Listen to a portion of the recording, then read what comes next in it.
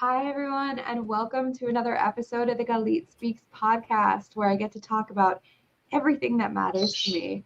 And today, I have an awesome guest, Michelle Markman.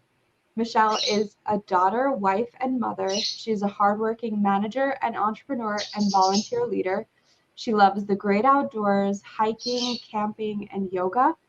When Michelle is not working to change the stigma around autism and neurodiversity, she is coaching, managing, and connecting with others. Her passion is empowering other neurodivergent people to lead full, successful lives and make their dreams come true despite all obstacles. Thank you so much for being here, Michelle. Yeah, thank you so much for having me on the show. Yeah, I'm super excited about this. Some of my viewers may know, some of them may not. I actually have ADHD, and so I feel like there wasn't a word for what I am when I was growing up, and now, um, you know, scrolling through TikTok and a million other things, I've gotten to understand myself a little bit better and the world and the different types of neurodivergencies that exist. So how did you get into this? Yeah, TikTok is really great for finding community for us. So if you identify as quirky or neurodivergent, or you think that you kind of think differently, check out TikTok. You might find some people who think like you on there. The way that I got into it is in college. Well, a long story short, I grew up with a brother with ADHD and autism. And I was the normal child. And then fast forward to college. And in college, I was actually diagnosed with autism myself. So at 27, I got a late diagnosis and kind of threw it out the window. I was like, this is ridiculous. I don't fit any of the, stereotypical criteria. So there's no way. And a few years went by and I started to kind of deep dive and research and learn about autism and learn about how women can present differently. And it started to really resonate with me. And that's when I realized, yeah, maybe there's something to this. Maybe I actually am autistic. Maybe there's, maybe it's not just what the stigma says about it. And so I want to help other people to accept their own forms of neurodiversity and to really learn how to use their strengths and scaffold or support their weaknesses so that they can be as successful and high achieving as they want to be. And that's why I'm a coach. And that's what I do in my coaching business.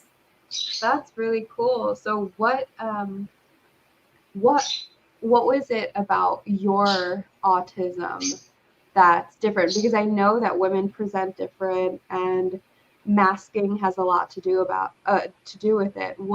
What does it look like for you? Yeah, so I would say that I'm on the high masking side, and I tend to cater to women who are also on the high masking side, high masking, high achievers. So for me, it looked like social anxiety, and it looked like,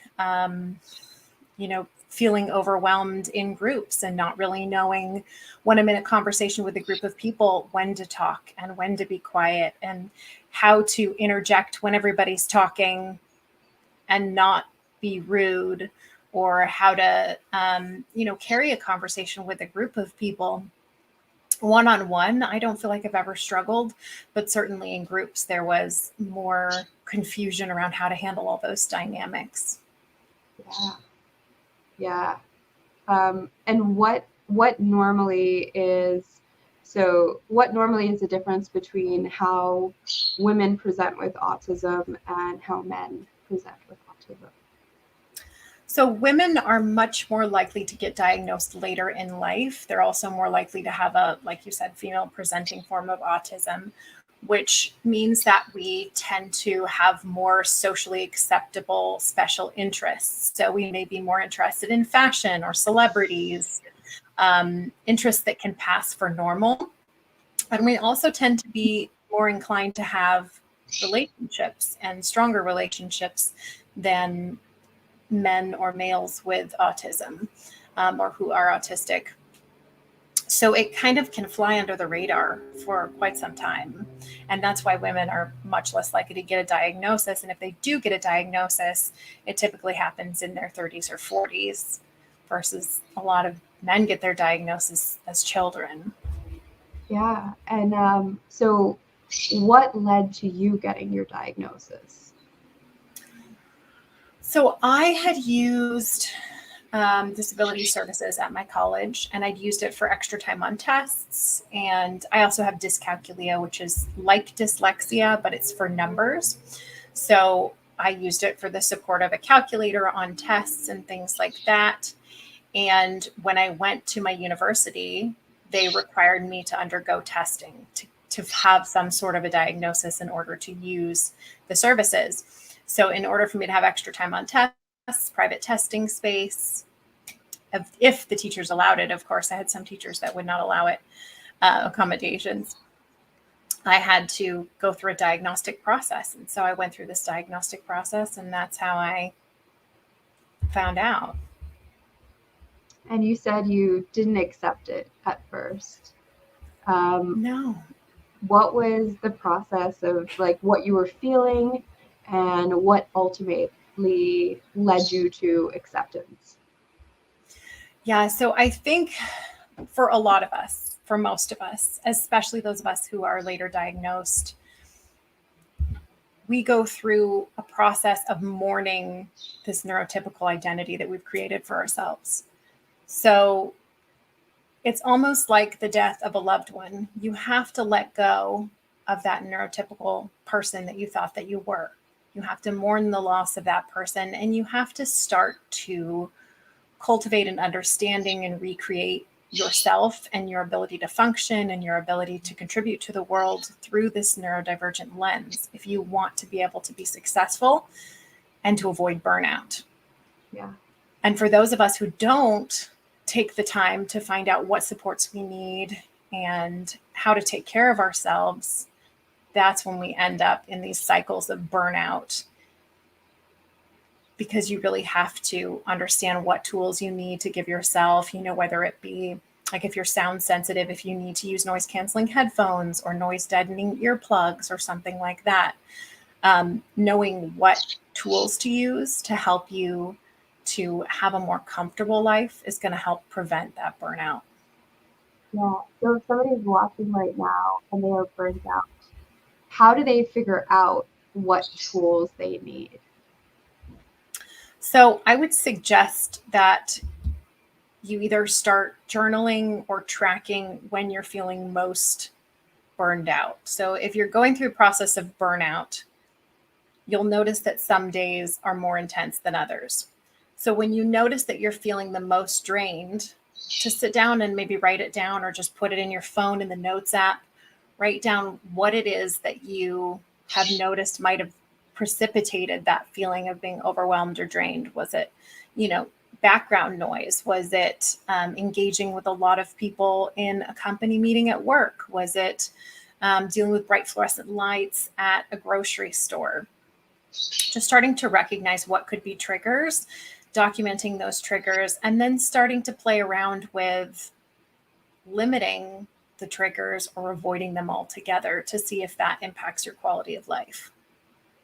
Yeah, that sounds like really good advice. And what about for the neurotypicals that are watching this? How can they be more accommodating for their neurodivergent friends or colleagues and coworkers? Opening a dialogue is the first step, and understanding that we're going to communicate a little differently is also helpful with that. Neurodivergent people tend to be very straightforward. We don't beat around the bush. We tend to be blunt. We say what we mean. So understanding that we're going to communicate a little differently than they are, and knowing that when you come into communication with someone, and maybe even if you don't know that someone's neurodivergent, but they've always maybe kind of rubbed you the wrong way, maybe considering that maybe they think differently, or maybe they communicate a little differently. Maybe it's their bluntness that rubbed you the wrong way. And it could just be that they have a different neurotype. So just having that open communication between the neurotypes and talking to your colleagues and your friends and your family members and asking them, you know, how can I support you? How can I communicate with you? How can I help you? And the dialogue goes both ways. Yeah. So I have a question on that because I actually have a friend that went through this. She was diagnosed later in life with ADHD. And when she brought it up to her colleagues, they were like, oh, you didn't know? We've all known all this time that you had it, and we just thought that you like weren't taking your meds or that, you know, you were handling it. And she was completely like taken aback, like she had never thought about it for herself. Um, and the reason being is that nobody said anything to her. And she was just like struggling along, thinking that everyone else was struggling along in the same way. What could have been done differently there? Well, there's a fine line that we all walk, and especially those of us who, you know, are neurodivergent and run into other neurodivergent people, between wanting to help someone and not wanting to offend them or sort of lift the veil to tell them like, hey, you might be neurodivergent too before they're ready to hear it. Because if you tell someone too soon, it might go over their head. They may just completely reject the concept. But on the other hand, what you can do if you see someone that's struggling, for example, a colleague at work, you don't have to bring up a diagnosis or a label. You can bring up some support options. You can say, hey, would it be helpful if, you know, maybe you use noise canceling headphones when we're working in this communal space? Or, hey, have you thought about, you know, taking a few extra breaks during the day just to help you to kind of be more present when it comes back to meetings? Or have you ever tried habit stacking? So giving the person tools, and obviously this has to be cleared with management so that it's appropriate and allowed, but giving them tools that they can use to cope with some of the symptoms can be a really great way to support someone without having to say, hey, I think you've got ADHD or you seem autistic, because that may not really go over as well as, how can I support you? Or have you tried this? It works really well for me. Yeah. So you mentioned something that I hadn't heard of before, which is habit stacking. What is that? Yeah, so habit stacking is something that every neurodivergent person should know. If you are ADHD, autistic, bipolar, any other kind of neurodivergent, you should know about habit stacking. And what it is when you have to do something that you don't really like to do, which for me is folding laundry. And for a lot of my coaching clients, it's also folding and putting away laundry. So you can do something fun before you do whatever it is that you don't want to do. So for example, you put on a Netflix show when you're folding and putting away your laundry, or you watch a funny video on TikTok for 2 minutes before you fold and put away your laundry, or whatever that task or habit is that you're trying to include in your life. By giving yourself that dopamine surge beforehand, by doing something fun and rewarding in advance, you're going to be more likely to ride that wave of dopamine and get the task done than to just kind of avoid it and procrastinate. So I highly recommend habit stacking and just flipping the script on what neurotypicals say, which is reward yourself after you've done the hard thing. No. We reward ourselves and then do the hard thing. And that can make life completely different and so much easier. That's so crazy that you say that, because I do that all the time and I had no idea what it was called. But yeah, I literally do that because I know I will not be able to get that task done without having, like, I guess the dopamine. Like, I never even thought about it as like the dopamine. I'm just like, I got to do this and then I will, you know, like this is my reward, and then I do the hard thing. Yeah. Yeah, it's a thing, and it's true. And it's good to be able to have that reframe and not to feel bad or beat yourself up about having to do the fun thing first, because it's just because your brain works a little different, and there's nothing wrong with that. Just support your neurotype, do what you got to do. It'll make your life so much easier. Yeah.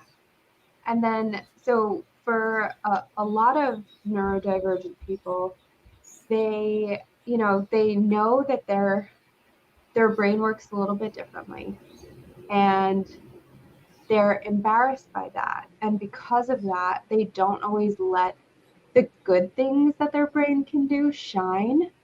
How can they get over that, or how do they make sure that their gifts get out into the world? So I work with a lot of people in my coaching course on this. This is what the first few modules in my coaching course are all about, which is, self-acceptance, self-love, and really reframing your life and your gifts through this lens of neurodiversity. We have to learn how to accept our weaknesses and accept our faults in order to embrace our gifts.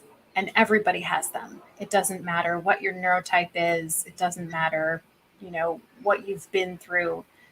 We all have weaknesses. We all have faults, but we all also have amazing gifts. So it's really important to be able to forgive yourself, accept yourself where you're at now, and then take steps to move forward in your life. Yeah. Yeah. And what are some ways that we can get to that acceptance?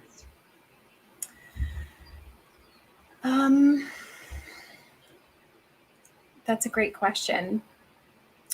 So I like to go through some of the more difficult experiences that my clients have had with them, and just process through some of those experiences and think of them through the lens of neurodiversity.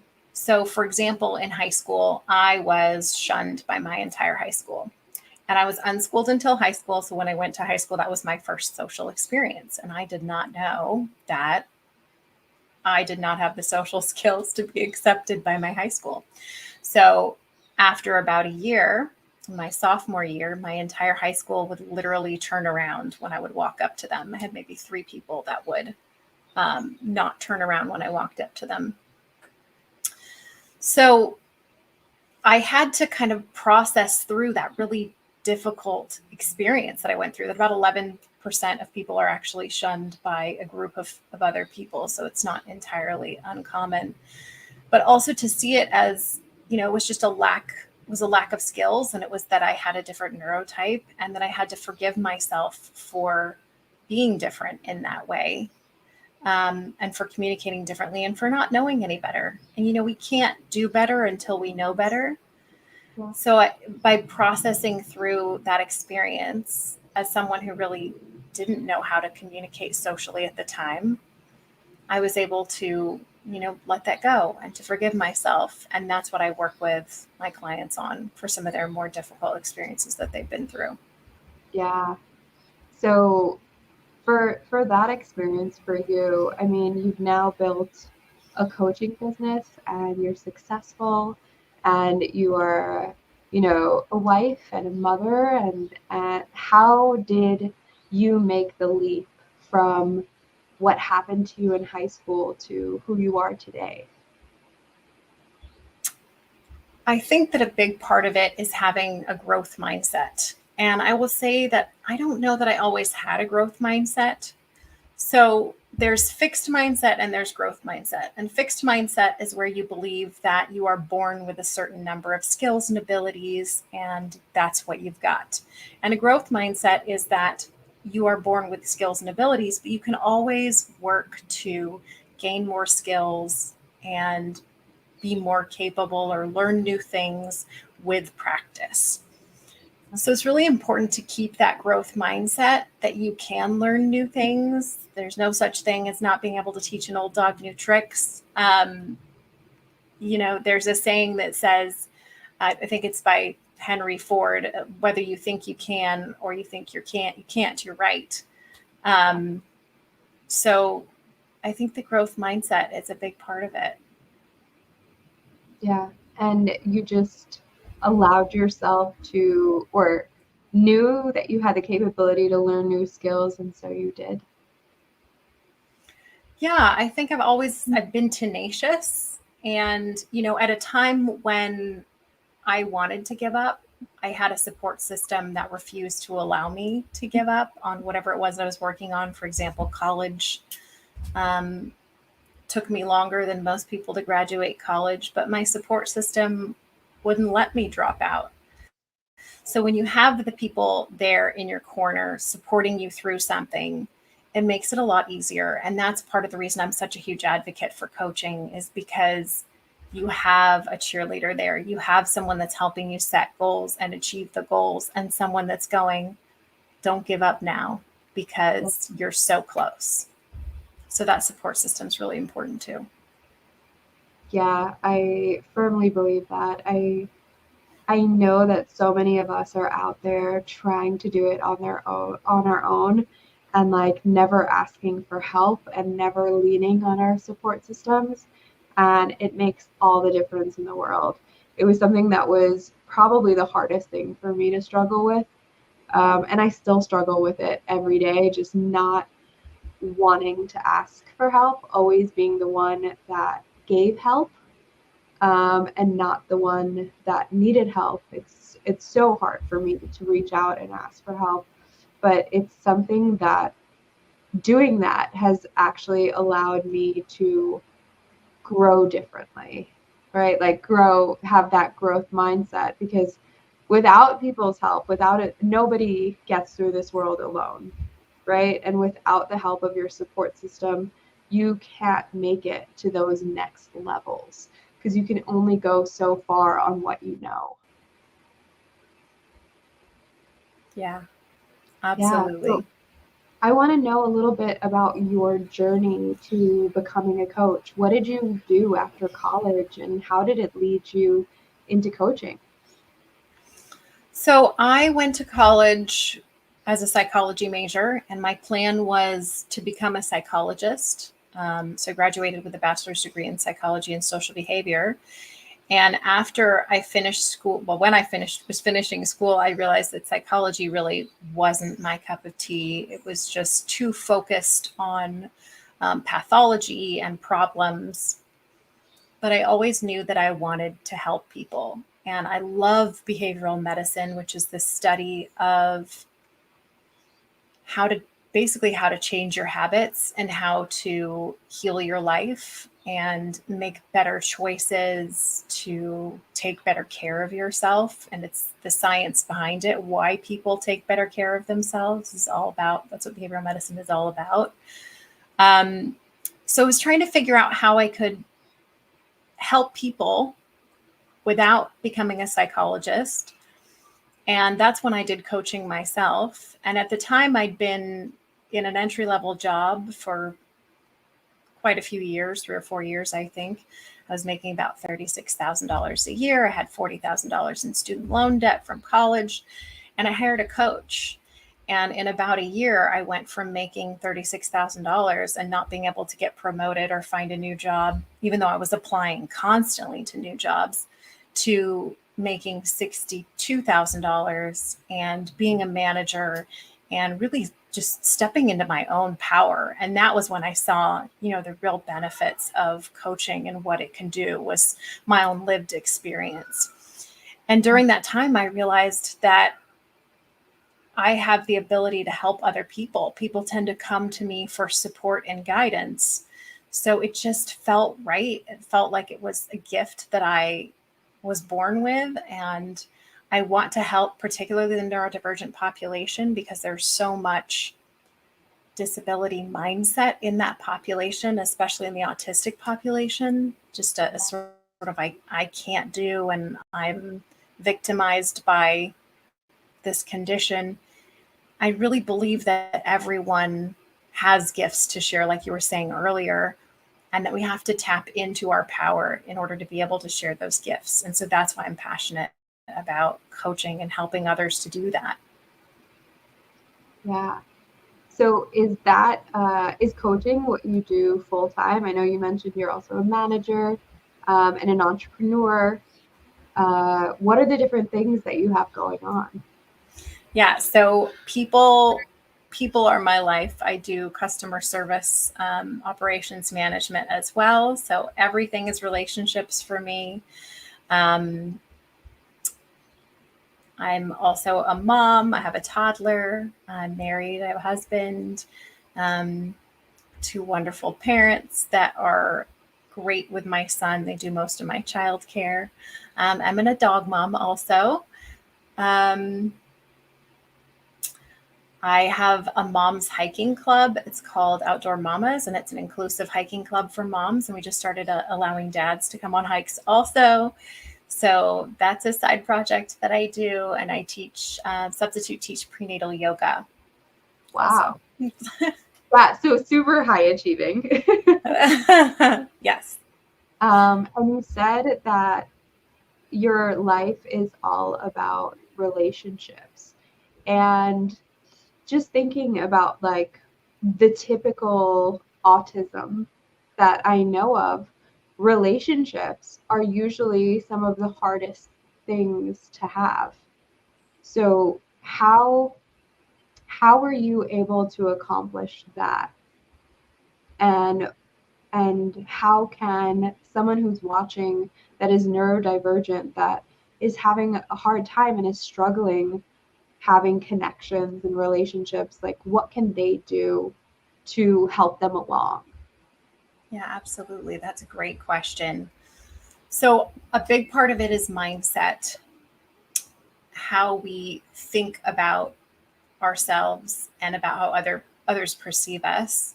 So a big part of that is mindset. And then also learning some basic skills on etiquette and on, social, sort of neurotypical social skills that can be helpful.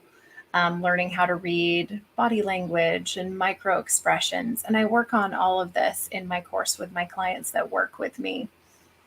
But these are some skills that I've learned myself and that I teach. And they've really helped me to cultivate the relationships that have allowed me to access resources that a lot of other autistic adults don't have access to.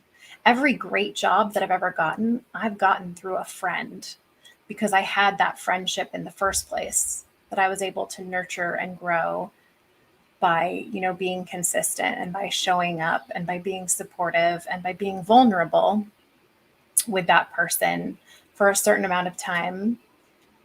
And then an opportunity would come up and I would reach out to them and ask for their support in applying to that job or, landing the interview or how to talk to the management team because the person that I'm interviewing with is in the same department as the person that I'm friends with.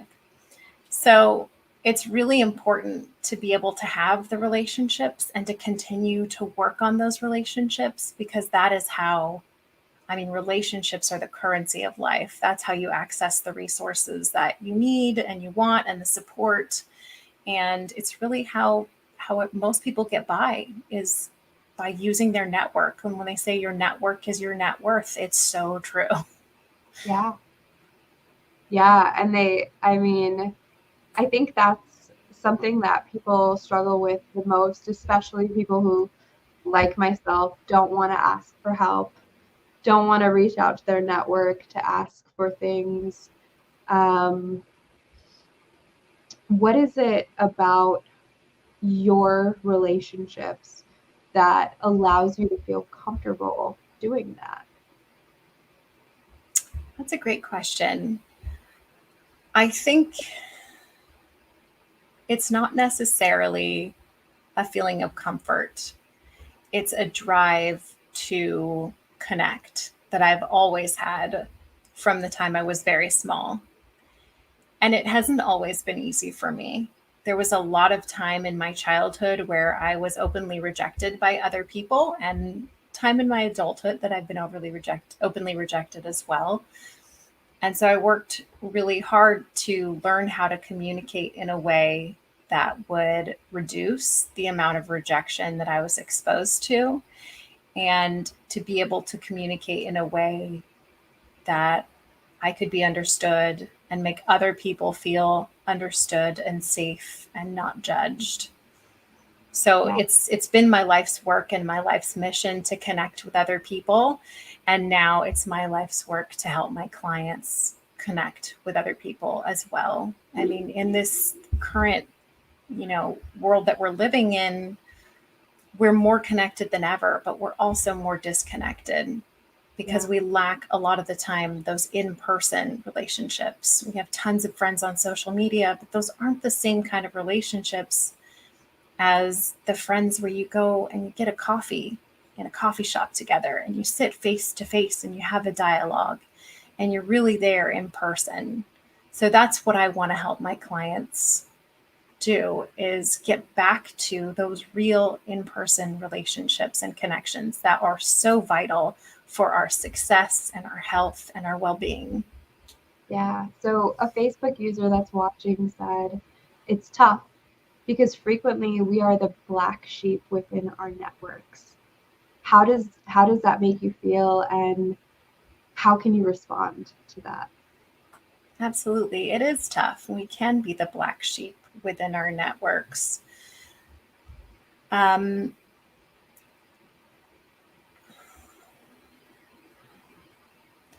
It's also important for us to realize that you can't please everyone. And if everyone likes you, you're not being your authentic self.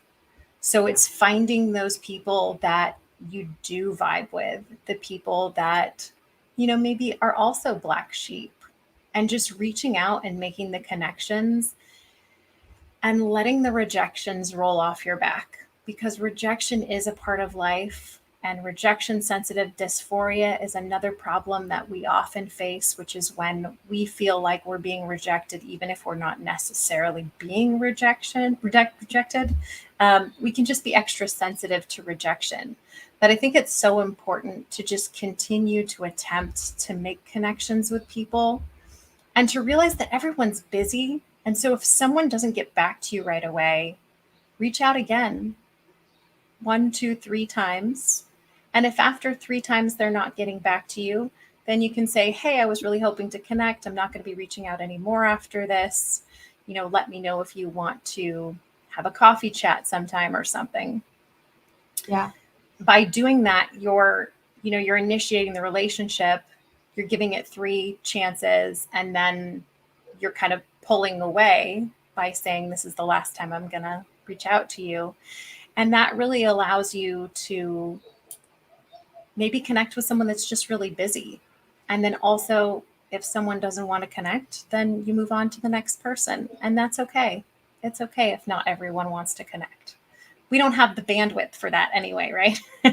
Yeah, definitely not. And mentally and emotionally, right? You can't just keep reaching out to someone who doesn't want the connection. I think having the 3 reach out policy is a really good idea, because sometimes you just don't know how often you should reach out, or, what signs am I looking for when I do reach out. But I like this idea of like, hey, you give them 3 opportunities. And if at the end of 3 opportunities, they haven't reached out to you, they have not returned your phone call or your message, or, accepted your offer to go out for a tea or a coffee, then at that point, it's time to utilize your time and energy on another connection. Absolutely. And just kind of letting that one go and not taking it personally. Because everyone, you think about it. You've met someone that you didn't like and you didn't want to have a relationship with. Yeah. And that's okay. Yeah. It doesn't mean anything about you. Exactly. And I know that I've also been that person who is like too busy to respond to the first connection. Yes. Like I've been that person who is just, the moment that you reached out, it was like I was so overwhelmed, and like I had so much going on and things were happening, and like I could not take that moment to have, to go out for tea or to have that meeting or to even return that phone call or sometimes even return that text message. Mm-hmm. But I know that some of my most successful relationships have been when I responded on the second reach out or when I reached out the second time. And it's a little bit of persistence and not and also knowing when to like save your energy. Yes. Yeah, that's why I like the rule of threes. Reach out 3 times. If on that third time they don't respond, you can reach out once more and say, I'm not going to bother you anymore. Or, reach out if you want to connect. I have some other direction I'm going to go on, something like that, so that you're making that consistent effort because we are all so busy. I mean, I'm raising a toddler. I've got a husband. I run a business. I'm a manager. I got a lot going on. And I know you do too. So, if someone reaches out to me and I don't get back to them, I might have just missed the message. Yeah. Or like Reddit said, I'm going to come back to it later, because I know I'm guilty of this. Like, yes, and then you forget. Yeah, I have to respond to this, but I'm in the middle of this. Let me just hold that and I will respond to it later. And then later I've just forgotten completely about it. But if they reach out to me a second time, I'm going to respond, Yes, I am so guilty of this too. I think it happens to all of us as we get busier in life. Yeah, and also being that person, it's been a process also learning to not feel horrible about myself when something like that happens, and giving myself a little bit of the grace that I'm giving to other people that are busy. Do you find yourself doing that? Yeah, I mean, it takes a certain amount of self awareness, and it's really helpful to be able to forgive yourself, especially at the end of a busy day when you haven't shown up in a way that you thought that you were capable of. So, taking time to acknowledge that you're human and that you can't always give 150%. And it's totally fine if you have a 10% day because you had a day. We're all human. We all have to give ourselves grace from time to time. And if you can take a moment and talk to yourself like you would talk to a close friend, that can be really helpful. Yeah, I think that's important to remember. A lot of us hold ourselves to a much higher standard than we would ever hold any of our friends to. And so it's important to give ourselves that, like if I was talking to my friend about this and they told me the story, would I be reacting as harshly to them, and why? Yeah, absolutely. I mean, I think especially for neurodivergent people, we have less empathy, or we tend to have less empathy with ourselves than neurotypical people do. So just being aware of that makes it easier for me and for my clients because they understand that there's this inclination to expect so much more from yourself that other people are expecting from you. And especially when we talk about in a professional sense, a lot of neurodivergent people think that they're expected to give 150% every day. And that's part of the reason that we're prone to burnout, is because we tend to overwork and overgive and overperform. Yeah. So just kind of bringing it back and maybe just realizing that it's okay to have a 70% day or a 50% day, and just allowing yourself to utilize the energy that you show up with on that day, and allowing that to be okay, and forgiving yourself for when you have a low energy day. Yeah.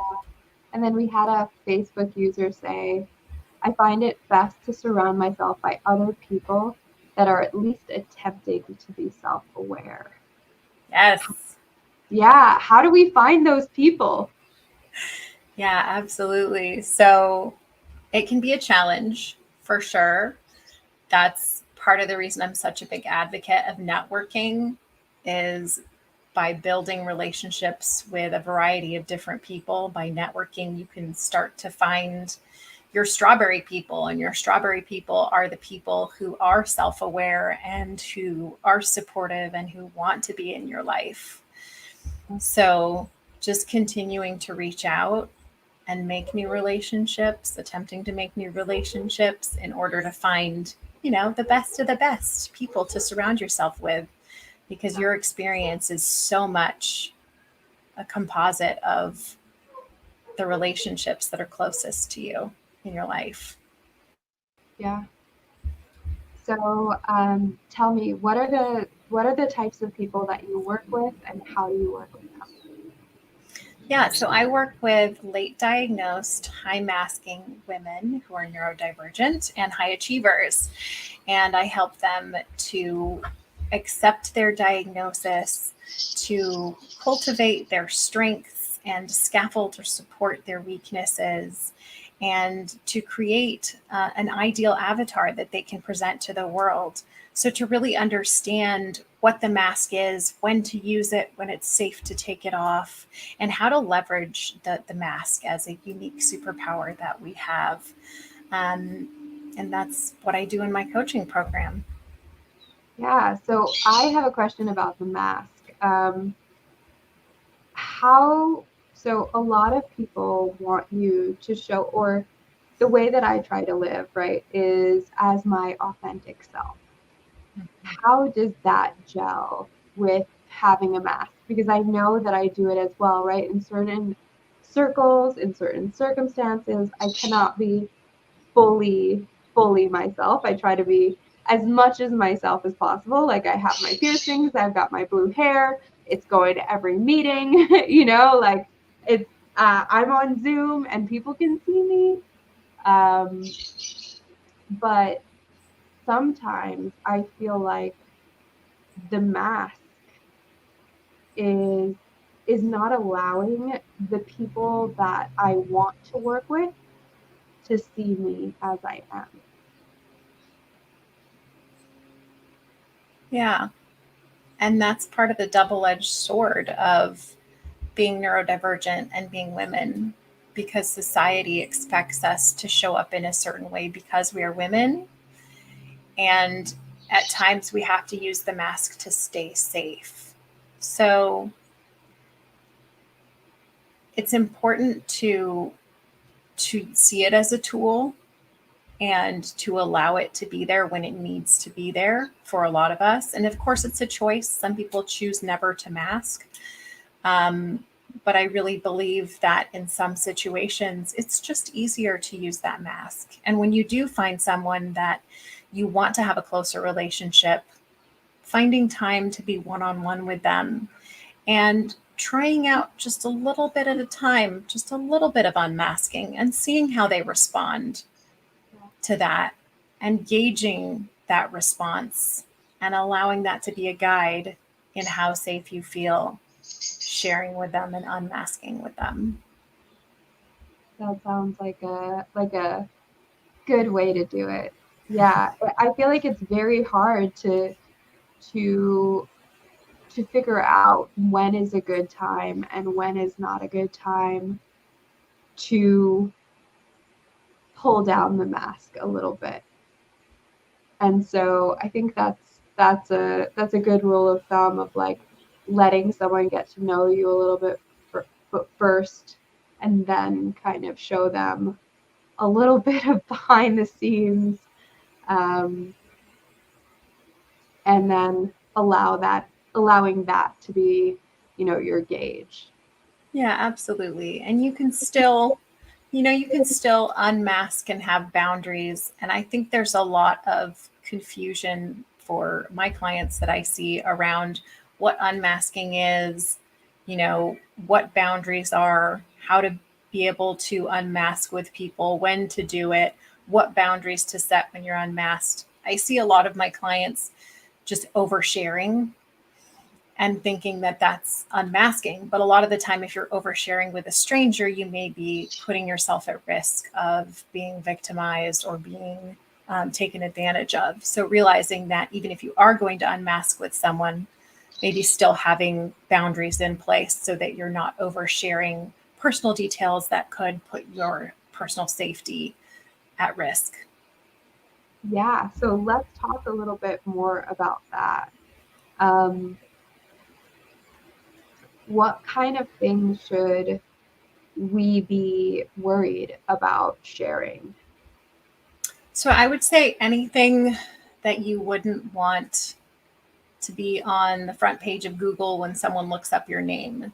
So you don't want to give out, your private phone number. You don't want to give out your home address. You don't want to, give out too much information. For example, if a man is trying to get your attention, you may or may not be interested. You don't want him to know your entire schedule so that he can just show up unannounced or unexpected.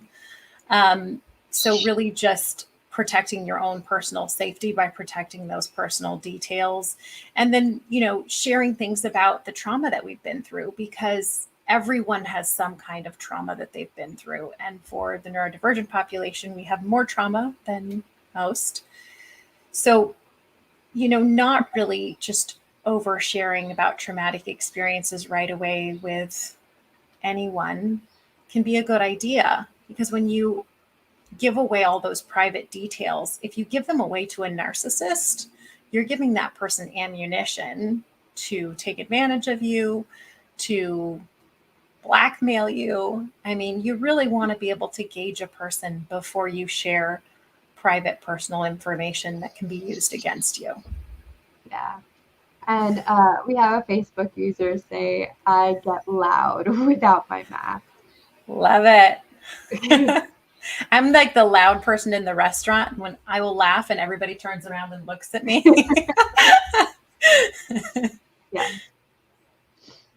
Well, So, yeah. So thank you so much for all of those tips. I really appreciate you coming on and sharing with us. If anyone watching or listening wants to reach out to you, how can they do that? Yeah, absolutely. So I have a website. My website is michellemarkman.com. And you can find me on there. You can book a free call, a transformation call. I also have a Facebook group. It's called Coaching for Social Anxiety. It's a neurodiversity affirming support group. So you can join that group. Okay. And yeah. And so what are the kinds of things that people should look for in that group? What do you mean? Like, what would they, so if you're going to join the group, what can you expect? Oh, we do. So we talk about wellness strategies, things you can do to take care of yourself.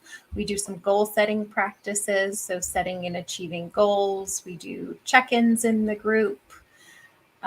People post questions that they may have around relationships that they're dealing with, or current life challenges they're facing. And everyone comes together and supports them, and I give my feedback, and we share about our lives. It's a great support group. That's awesome. And is that, just because I'm curious, is that like a private group or like a public Facebook group?